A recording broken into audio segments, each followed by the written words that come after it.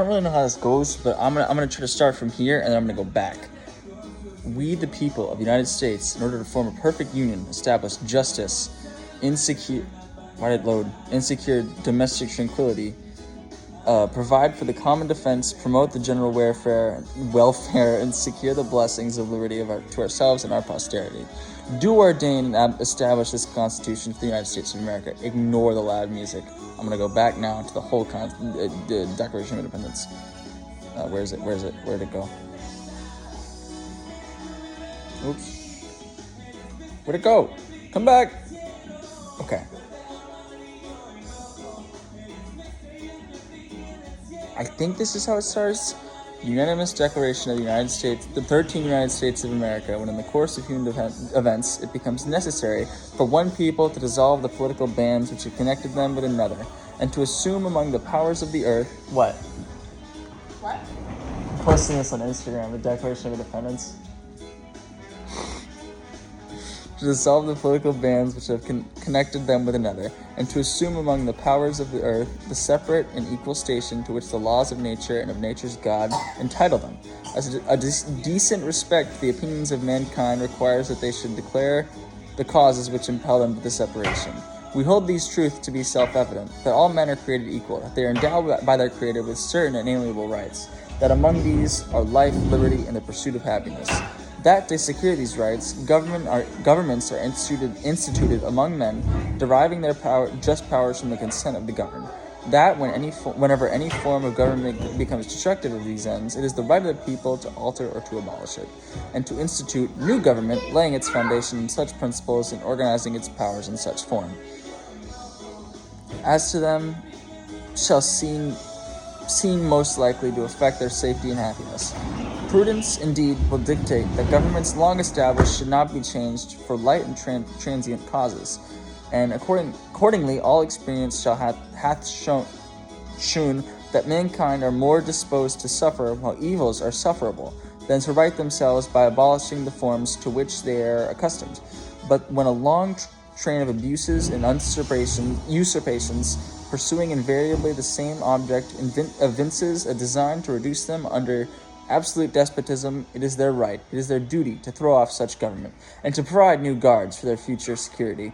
Such has been the patient sufferance of these colonies, and such is now the necessity which constrains them to alter their former systems of government. The history of the present King of Great Britain is a history of repeated injuries and usurpations, all having in direct the establishment of an absolute tyranny over these states. To prove this, let facts be submitted to a candid world. He has refused his assent to laws the most wholesome and necessary for the public good. He has forbidden his governors to pass laws of immediate and pressing importance unless suspended in their operation till his assent should be obtained. And when so suspended, he has utterly neglected to attend to them. He has refused to pass other laws for the accommodation of large districts of people unless those people would relinquish the right of representation in the legislature, a right inestimable to them and formidable to tyrants only. He has called together legislative bodies at places unusual, uncomfortable, and distant from the depository of their public records, for the sole purpose of fatiguing them into compliance with his measures. He has dissolved representative houses repeatedly for opposing with manly firmness his invasions on the right of the people. He has refused for a long time, after such disillusions, to cause others to be elected, whereby the legislative powers incapable of annihilation have returned to the people at large for their exercise, the state remaining in the meantime exposed to all the dangers of invasion from without and convulsions within. He has endeavored to prevent the population of these states, for that purpose obstructing the laws for naturalization of foreigners, refusing to pass others to encourage their migrations hither, and raising the conditions of new appropriations of lands. He has obstructed the administration of justice by refusing his assent to laws for establishing judiciary powers. He has made judges dependent on his will alone for the tenure of their offices and the amount and payment of their salaries. He has erected a multitude of new offices and sent hither swarms of officers to harass our people and eat out their substance. He has kept among us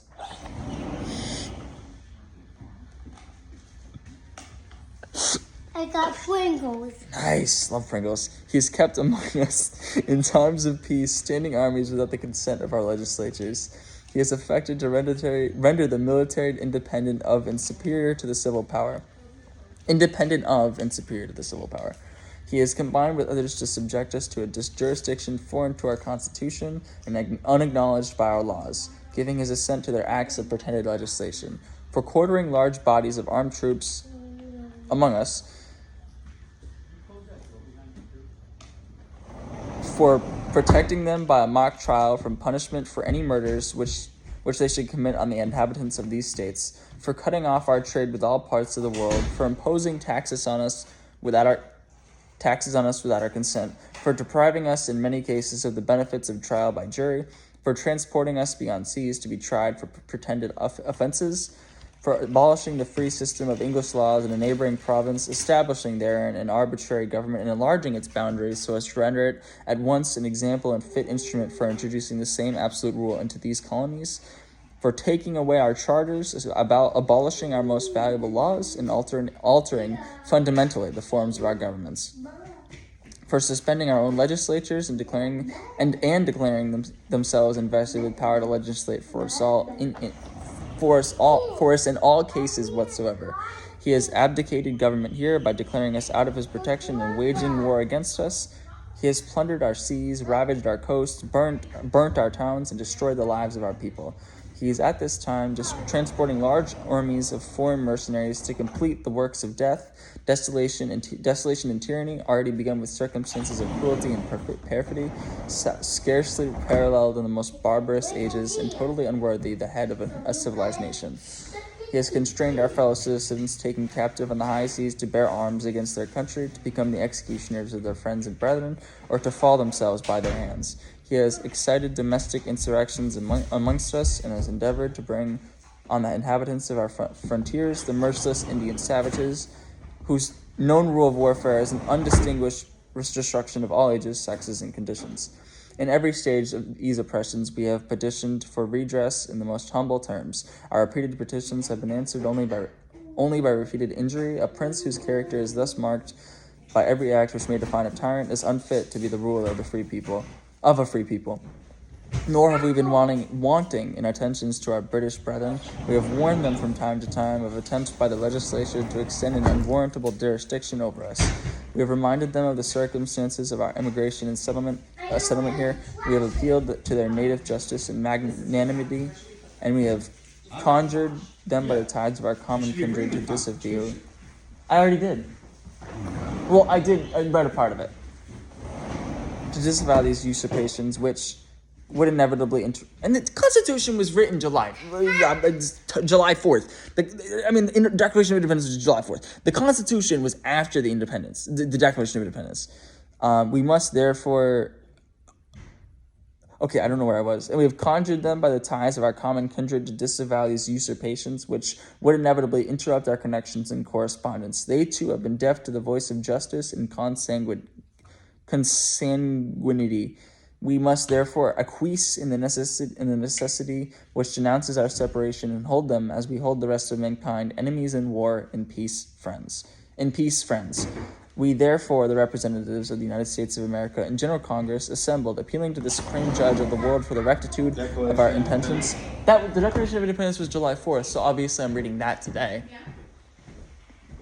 In General Congress, we therefore, the representatives of the United States of America and General Congress, assembled, appealing to the Supreme Judge of the world for the rectitude of our intentions, do in the name and by the authority of the good people of these colonies solemnly publish and declare that these united colonies are, and of right, ought to be free and independent states, that they are absolved from all allegiance to the British Crown, and that all political connection between them and the state of Great Britain is and ought to be totally dissolved, and that as free and independent states they have full power to